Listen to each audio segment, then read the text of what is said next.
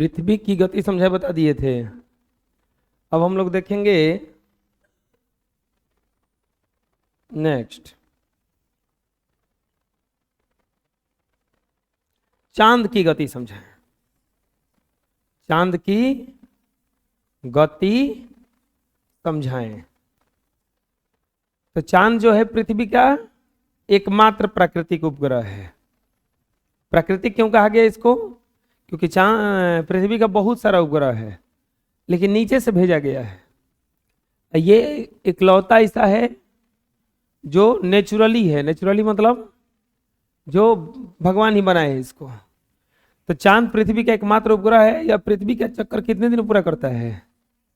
27.3 दिनों में पूरा कर लेता है। 27.3 दिनों में पूरा कर लेता है। तो कोई पूछेगा कि पृथ्वी का एकमात्र प्राकृतिक उपग्रह कौन सा है? चांद है। कौन सा है? चांद है। समझ में आ जाएगा। अगला, बुध ग्रह क्यों कम समय तक दिखाई देता है? पृथ्वी के सबसे नजदीक में ग्रह कौन सा है? सूर्य के। सूर्य के सबसे नजदीक में कौन सा ग्रह है? बुध है और बहुत छोटा भी है। तो अगर आप प्रकाश के पास ज्यादा रहिएगा तो आप दिखिएगा नहीं।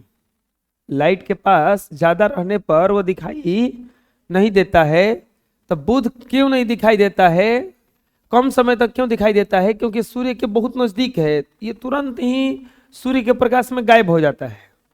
सूर्य के प्रकाश में गायब हो जाता है। अरे आप लाइट बार के कुछ देखो और मान लो पढ़ रहे हो लाइट बार के, इतना ना नजदीक ले जाओ लाइट को कि दिखाइए नहीं देगा। वो लाइट में वो छरिये दिखाई नहीं देगा। होता है ना, वही चमकने लगेगा छरिये वो। तो वही हाल इसका भी है बुध का। बुध जो है सूर्य के नजदीक और सभी ग्रहों में से सबसे छोटे आकार का है। जितना भी ग्रह उसमें से सबसे छोटा आकार का कौन है? बुध है। यह सूर्यास्त के तुरंत बाद तथा सूर्योदय के तुरंत थोड़ा पहले थोड़ी देर के लिए दिखाई देता है। थोड़ी देर तक दिखाई देने का कारण है कि सूर्य के आसपास ही रहता है। सूर्यास्त होने पर यह थोड़ी देर के लिए सूर्य के प्रकाश की किरण के कारण दिखाई देता है। इसके पश्चात यह गायब हो जाता है तथा सूर्योदय के थोड़ा पहले कुछ देर तक दिखाई देने के बाद सूर्य की रोशनी में गायब हो जाता। सूर्यास्त के बाद अब किसे दिखाई देगा?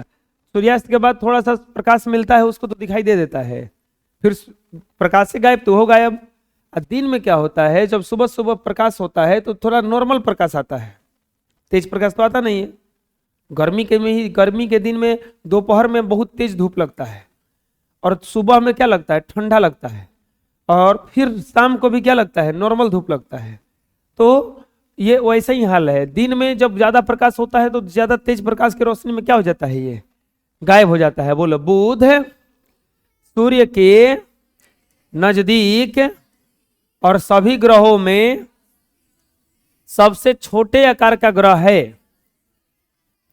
यह सूर्यास्त के तुरंत बाद तथा सूर्योदय के थोड़ी देर के लिए ही दिखाई देता है। थोड़ी देर तक दिखाई देने का कारण यह है कि यह सूर्य के आसपास ही रहता है। थोड़ी देर के लिए सूर्य की प्रकाश के कारण दिखाई देने के पश्चात यह गायब हो जाता है तथा सूर्योदय के थोड़ा पहले कुछ देर तक दिखाई देने के बाद सूर्य की तेज रोशनी में गायब हो जाता है। होता क्या है, हम बताइए कि है कि सूर्य के सबसे पहले बहुत नजदीक है। नजदीक होने के कारण ये तो दिखाई नहीं देता है। सूर्यास्त होता है थोड़ा सा प्रकाश कम होता है तो दिखाई देता है, और सूर्योदय होता है तो थोड़ा सा प्रकाश जब कम रहता है तो दिखाई देता है। बाकी क्या हो जाता है? ये गायब हो जाता है। बुझा जाएगा ना? है नेक्स्ट, सबसे सुंदर ग्रह शनि क्यों है? शनि ग्रह जो है वो सबसे सुंदर ग्रह है, लेकिन क्यों? तो शनि के चारों ओर बलय पाए जाते हैं। जो शनि ग्रह है उसके चारों ओर क्या पाए जाते हैं? बलय पाए जाते हैं। हम बतैबो किए थे कि शनि इकलौता एक ऐसा ग्रह है जो बहुत सुंदर है, क्योंकि इस ग्रह के चारों ओर क्या पाए जाते हैं? वलय पाए जाते हैं। क्या वलय पाए जाते हैं? इसी वलय के कारण इसे सुंदर ग्रह में आता है। कौन सा ग्रह में आता है? सुंदर ग्रह में इसे गिना जाता है। बहुत ही बोला जाता है कि यह ग्रह जो है बहुत ही क्या है? सुंदर है। बहुत ही क्या है? सुंदर है। शनि ग्रह के चारों ओर क्या पाए जाते हैं? वलय पाए जाते हैं। क्या पाए जाते हैं? वलय पाए जाते हैं। इसी कारण से इसे क्या माना जाता है? सुंदर ग्रह माना जाता है। देखो, शनि ग्रह दूरी के अनुसार छठे नंबर का ग्रह है। इसका रंग पीला होता है और इसके चारों ओर एक वलय है, जिसके कारण यह बहुत सुंदर दिखाई पड़ता है। यह हुआ ग्रह। और चारों ओर एगो कुछ घेरा घेरे हुए है। नहीं, आदमी हाथ में अंगूठी लगा लेता है। अंगूठी काहे लगाता है? तो हमारा हाथवा सुंदर दिखेगा, हाथवा सुंदर दिखेगा। तो वैसे ही शनि ग्रह के चारों ओर ही क्या है? एक वलय है, एक रिंग है, एक अंगूठी है। इसी कारण से क्या दिखाई देता है? सुंदर दिखाई देता है। सबसे छोटा ग्रह बुध आता है, सबसे बड़ा ग्रह बृहस्पति आता है, और सबसे ज्यादा सुंदर ग्रह में कौन आता है? शनि आता है। सबसे ज्यादा सुंदर ग्रह में कौन आता है? शनि आता है। बोलो, शनि ग्रह दूरी के अनुसार छठे नंबर का ग्रह है। इसका रंग पीला होता है। इसके चारों ओर एक वलय है, जिसके कारण यह बहुत सुंदर दिखाई देता है। अगला, आंतरिक ग्रह और बाह्य ग्रह से आप क्या समझते हैं? आंतरिक ग्रह और बाह्य ग्रह से आप क्या समझते हैं? देखो, सौर मंडल में कुछ ग्रह सूर्य के बहुत नजदीक है और कुछ ग्रह सूर्य से बहुत दूर है। तो जो नजदीक ग्रह है उसे आंतरिक ग्रह कहा जाता है, और जो दूर है उसे बाह्य ग्रह कहा जाता है। तो सूर्य के नजदीक 4 ग्रहों में, तो नजदीक में 4 ग्रह कौन कौन हो जाएगा? बुध, शुक्र, बृहस्पति, पृथ्वी और मंगल। पृथ्वी और मंगल को आंतरिक ग्रह कहा जाएगा। 8 गो ग्रह है ना टोटल। तो 8 गो में से जो शुरू के 4 गो है वो आंतरिक है, और जो लास्ट का 4 गो है बृहस्पति, शनि, नेपच्यून और यूरेनस, इसको क्या कहा जाता है? बाह्य ग्रह कहा जाता है। क्या कहा जाता है? बाह्य ग्रह। सूर्य के नजदीक 4 ग्रहों में बुध, शुक्र, पृथ्वी और मंगल को आंतरिक ग्रह कहा जाता है। और सौर मंडल के अतिरिक्त ग्रहों के अलावे 4 ग्रह बृहस्पति, शनि, यूरेनस और नेपच्यून को क्या कहा जाता है? बाह्य ग्रह कहा जाता है। समझ में आ जाएगा? सूर्य के जो नजदीक 4 गो ग्रह, 8 गो ग्रह में से बांट लेना आधा आधा। 4 गो जो अंदरवा वाला है आंतरिक का, जो बहरिया वाला है बाह्य ग्रह। बुझा जाएगा?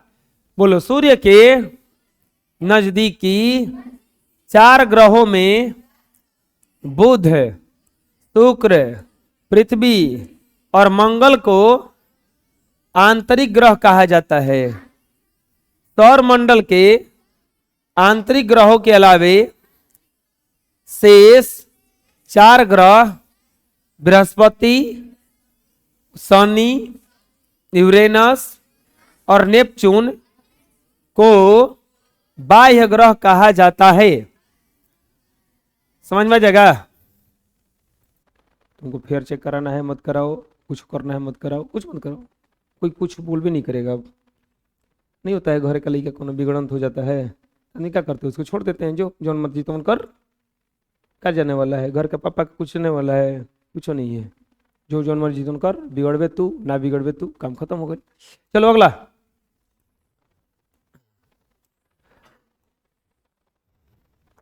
शुक्ल पक्ष में चांद का आकार बढ़ता जाता है या घटता जाता है? बताएं।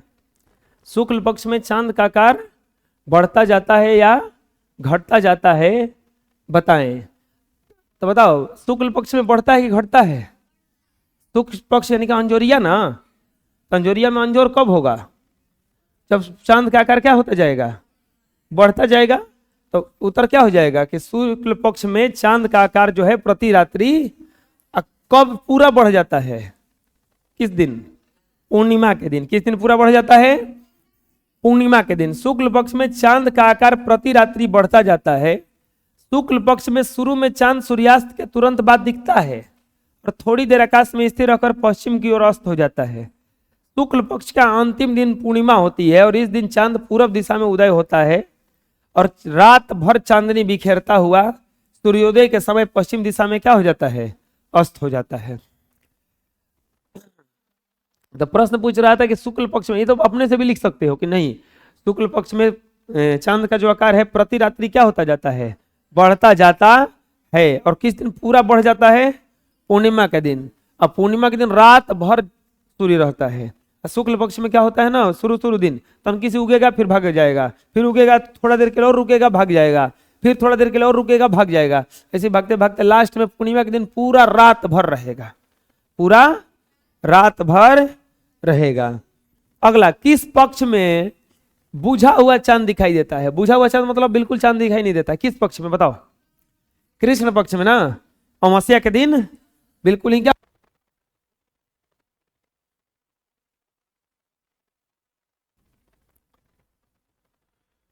हाँ किस पक्ष में बुझा हुआ, बताओ कृष्ण पक्ष में ना, किस पक्ष में चांद क्या होता है, बुझा हुआ है। इस पक्ष में चांद का आकार क्या होता जाता है, घटता जाता है। पहले ऐसे रहता है, फिर ऐसे होता है थोड़ा सा, फिर ऐसे होता है, फिर ऐसे होता है, फिर ऐसे होता है, फिर ऐसे होता है, फिर गायब हो जाता है। किस दिन गायब हो जाता है, अमावस्या के दिन। सूर्य को तारा क्यों कहा जाता है बताओ, तो तारा के पास स्वयं का प्रकाश होता है, तारा के पास स्वयं का प्रकाश होता है। और वैसे तो ब्रह्मांड में अरबों खरबों तारे हैं, सोचो अरब खरब तारा है, एको को नहीं है, ये तो सूर्य में से एगो है जो बहुत दूरी पर स्थित है। तारों के पास स्वयं का प्रकाश होता है। इन्हीं तारों के तरह सूर्य के भी एक तारा है, क्योंकि इसके पास भी स्वयं का क्या है, प्रकाश है। लेकिन यह अन्य तारों की तुलना में पृथ्वी के बहुत नजदीक है। सूर्योदय को जल दिया जाता है, हम लोग उसको भगवान मानते हैं। एक्चुअल में अगर खगोल शास्त्री आएगा तो कहेगा कि भगवान भगवान कुछ नहीं है, वो भी क्या है, एक तारा है। हम लोग पृथ्वी को धरती माता कह के गोड़ लगते हैं, कहते हैं ना, तो वो पृथ्वी को धरती माता कह के गोड़ लगते हैं। वो पृथ्वी क्या है, वो नॉर्मली एक तरह से ग्रह है ना, है एक तरह से क्या है, ग्रह है। लेकिन प्रणाम काहे किया जाता है, क्योंकि जिससे हमको बेनिफिट होता है, जिससे हमको फायदा होता है, उसको थोड़ा सा इज्जत दिया जाता है। उसको क्या दिया जाता है, इज्जत दिया जाता है। तो इसीलिए अब देखोगे, माँ बाप भी तो आदमी है ना, है, लेकिन उनसे हमको बहुत ज्यादा क्या है, फायदा है। वो हमारे लिए सब कुछ करते हैं, तो इसीलिए उनको आदमी इज्जत देता है, उनका बात हर मानता है, वही चीज है। तो वो बहुत तारे हैं, लेकिन सूर्य जो है पृथ्वी के क्या है, नजदीक है। सूर्य क्या है, पृथ्वी के नजदीक है। समझ में आ जाएगा। नेक्स्ट, तारामंडल क्या होता है, किन्हीं दो तारामंडल का नाम लिखिए। तो तारामंडल एक तारों का समूह है जो एक प्रतीक बनाता है। क्या बनाता है, जिसे नहीं देखे थे सप्तर्षि बना, क्या बनाता था, प्रश्नवाचक जैसा। शर्मिष्ठा मंडल क्या बनाता था, ओरियन क्या बनाता था, एक शिकारी जैसा बनाता था ना। शर्मिष्ठा मंडल क्या बनाता था, डब्लू जैसा बनाता था ना। तो इसी को क्या कहा जाता है, तारामंडल कहा जाता है। क्या कहा जाता है, तारों का वह समूह जो एक विशेष प्रतिरूप बनाता हो, उसे क्या कहते हैं, तारामंडल कहते हैं। समझ में आ जाएगा। नेक्स्ट, तारों और ग्रह में क्या अंतर है। तो तारा के पास स्वयं का प्रकाश होता है, ग्रह के पास स्वयं का प्रकाश। तारा टिमटिमाता नजर आता है, ग्रह टिमटिमाता नजर नहीं आता है। तारा के पास स्वयं का प्रकाश होता है, तारा टिमटिमाते नजर आते हैं, ग्रह की चमक एक जैसी दिखाई पड़ती है। तारे की स्थिति में समय के साथ परिवर्तन दिखाई देता है। तारा देखिएगा चलता हुआ नजर आता है, बताए थे हम। और ग्रहों की स्थिति क्या होती है, रात्रि काल में क्या कर जाती है, बदल जाती है। तारे पूरब से पश्चिम की ओर चलते हैं, ग्रह कभी पश्चिम से पूरब तो कभी पूरब से पश्चिम की ओर चलते प्रतीत होते। तारे और ग्रह में क्या अंतर है, तारे टिमटिमाते हुए दिखाई देते हैं, ग्रह की चमक एक जैसी दिखाई पड़ती है। तारे की स्थिति में समय के साथ क्या होता है, परिवर्तन दिखाई नहीं देता है। और ग्रहों की स्थिति में रात्रि काल में क्या कर जाती है, बदल जाती है। तारे पूरब से किस की ओर चलते हैं, पश्चिम की ओर चलते हैं। ग्रह कभी पूरब से पश्चिम, कभी पश्चिम से पूरब की ओर चलते हैं। अगला, व्याख्या कीजिए कि सप्तर्षि की सहायता से ध्रुव तारे की स्थिति आप कैसे ज्ञात करेंगे। तो सप्तर्षि के अगल बगल में ध्रुव तारा रहता है, और सप्तर्षि ध्रुव तारा के अगल बगल क्या करता है, चक्कर मारता है। क्या करता है, चक्कर लगाता है। बृहद सप्तर्षि के दो चमकीले तारों को मिलाने पर एक ध्रुव तारा की ओर इंगित करता है। इन दोनों तारों को मिलाने वाली रेखा सीधे में चमकता हुआ तारे दिखाई देता है, वही ध्रुव तारा है। जो सप्तर्षि के अगल बगल में रहता है वही ध्रुव तारा है। तो हम ध्रुव तारे की स्थिति जान जाएंगे किसके द्वारा, सप्तर्षि के द्वारा।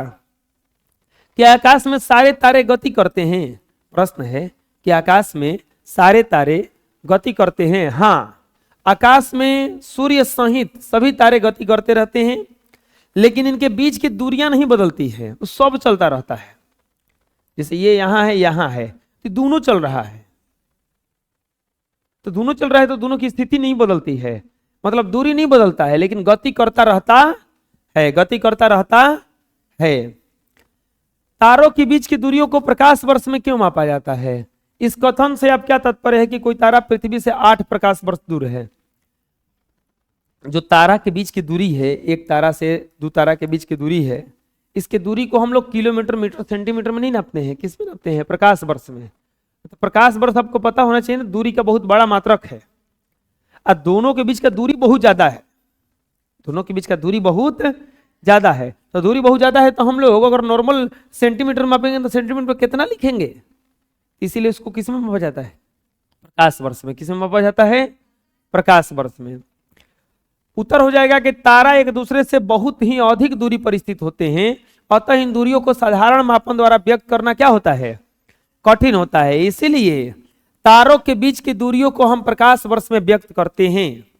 कोई तारा पृथ्वी से 8 प्रकाश वर्ष दूर है, इसका अर्थ यह है कि वह तारा जो प्रकाश हमें आज देख रहे हैं वह 8 वर्ष पहले उत्सर्जित हुआ है। मतलब क्या हुआ कि आज कोई बोलेगा कि जानते हो तुमसे हम 20 प्रकाश वर्ष दूर हैं, 20 प्रकाश वर्ष दूर हैं, तो इसका मतलब यह हुआ कि यहां से प्रकाश जो हमारे पास अभी पहुंचा है वो कब चला था? 20 साल पहले। वो हमारे पास पहुंचते पहुंचते उसको कितना लग गया? 20 साल लग गया। अगर कोई प्रकाश तारा हमारे पास से मान लो कि 9 प्रकाश वर्ष दूर है, तो जो प्रकाश अभी हमको मिला है वो कितना टाइम पहले चला होगा? 9 साल पहले चला होगा। समझ में जाएगा? सूर्य से बुध की अपेक्षा अधिक दूरी पर होने पर भी सूर्य अधिक गर्म होता है, क्यों? शुक्र अधिक गर्म होता है, क्यों? प्रश्न है कि सूर्य के सबसे नजदीक बुध है, उसके बाद में कौन है? शुक्र है, लेकिन तब वो ई ज्यादा गर्म रहता है, ई ज्यादा गर्म रहता है। आप देखे होंगे कढ़ाई उड़ाही बैठाया जाता है जब गैस पे, तो उसका डंटिया गर्म हो जाता है और बहुत ज्यादा गर्म हो जाता है, तो वो तो बहुत आंच से क्या होता है? बहुत दूर होता है। नहीं, जो तिरछा प्रकाश निकलता है, आंच निकलता है ना कढ़ाई के चारों तरफ से, वो आंचिया बहुत तेज होता है, वही जाके उसको क्या कर देता है? गर्म कर देता है। ठीक वैसा ही ये भी है। शुक्र की सतह चट्टान और ज्वालामुखी से भरी हुई है। चट्टान और किससे भरी हुई है? ज्वालामुखी से। इसके चारों ओर एक घना वायुमंडल है जिसमें मुख्यतः CO2 गैस और सल्फ्यूरिक अम्ल उपस्थित है। यह सूर्य से प्राप्त अधिकांश ऊष्मा को इधर उधर फैलने से क्या करता है? रोकता है। यही कारण है कि सूर्य से बुध की अपेक्षा अधिक दूरी होने पर भी शुक्र अधिक गर्म होता है। अधिक दूरी रहेगा तब वो शुक्र अधिक गर्म होता है, क्योंकि ये जो वहां से प्रकाश मिलता है ना उसको फैलने ही नहीं देता है, रोक लेता है। क्या करता है? रोक लेता है, इसीलिए वो ज्यादा गर्म रहता है। शुक्र का एक दिन उसके एक वर्ष से बड़ा होता है। इस कथन का तात्पर्य क्या है?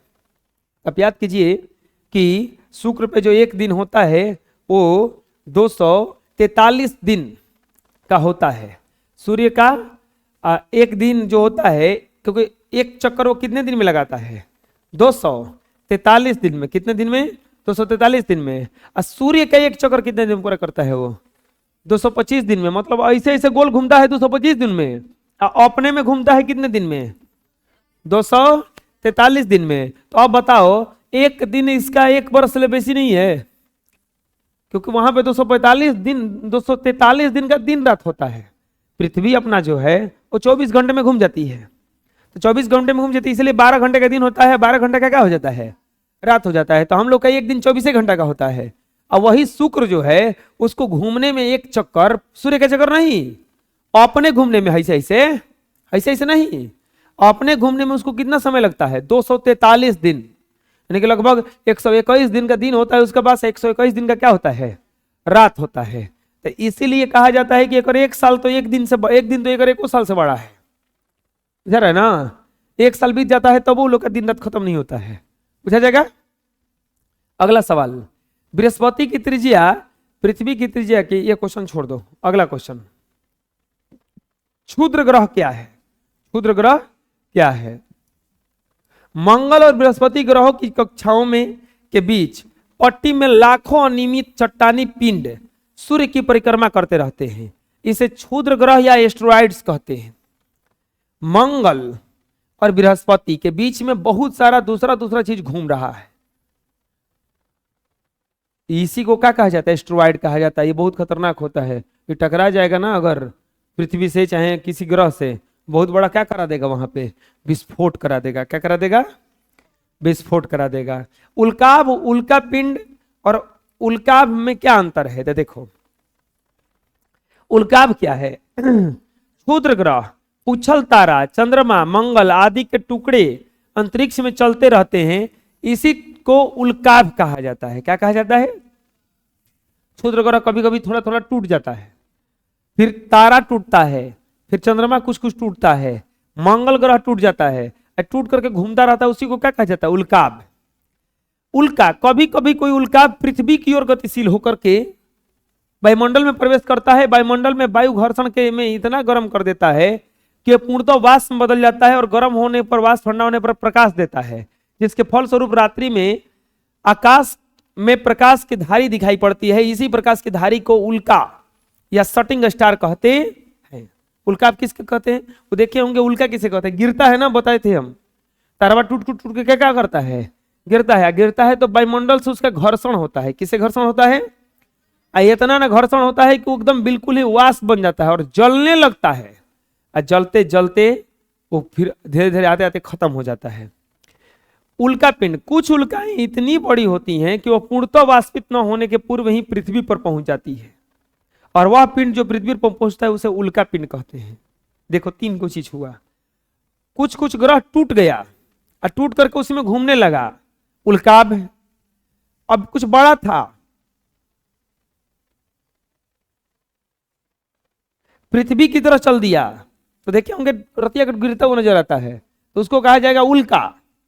और कुछ इतना बड़ा था कि वो नीचे चला, पृथ्वी पर पहुंच गया, तो उसको कहा जाएगा उल्का पिंड। अरे बर्फ गिरता है ना बरसात में, तो बर्फा गिरता है तो देखे होंगे कोनो कोनो बड़का बड़का चेका नहीं गिर जाता है, कोनो कोनो बहुत छोटे छोटे गिरता है। तो होता क्या है, जब चलता है तो जैसे पिघलता है, वो पूरा पिघल गया तो पानी बन के गिरा, नहीं पिघला तो छोटा छोटा बर्फ बन के गिरा, और नहीं तो बड़ा बड़ा गिर गया, पूरा पिघला ही नहीं। तो वैसे ही टूट गया तो उल्काब, टूट के पृथ्वी की तरफ चल गया और जल के खत्म हो गया तो उल्का, और पहुंच गया तो उल्का पिंड। क्या कहलाएगा? उल्का। धूमकेतु या पुच्छल तारा किसे कहते हैं? तो उल्का पिंड की तरह ही, लेकिन पूंछ लिए अंतरिक्ष में घूम रहे पिंड को पुच्छल तारा कहते हैं। ये उल्का पिंडों की तुलना में तेजी से घूमते हैं। यह हमारे सौर मंडल के अंतिम छोर पर हजारों पुच्छल तारा धूमकेतु चक्कर लगा रहे हैं। वो पूरा पूंछ लिए, मतलब समझ में आ रहा है, पतंग जैसा घूम रहा है। वो सब आग है उसके पास, आग या पूंछ जैसा भी बना हुआ है, पूरा इसी से घूमता है। बुझा रहा है? किसी को क्या कहा जाएगा? पुच्छल तारा कहा जाएगा। समझ में आ जाएगा? कृत्रिम उपग्रह क्या है? तो भारत में से बहुत सारा, धरती से जो उपग्रह भेजा जाता है उसे क्या कहा जाता है? कृत्रिम उपग्रह कहा जाता है। सुदूर संवेदन क्या है? किसी विशेष क्षेत्र में बिना गए उस क्षेत्र के विषय में सूचनाएं एकत्रित करना सुदूर संवेदन कहलाता है।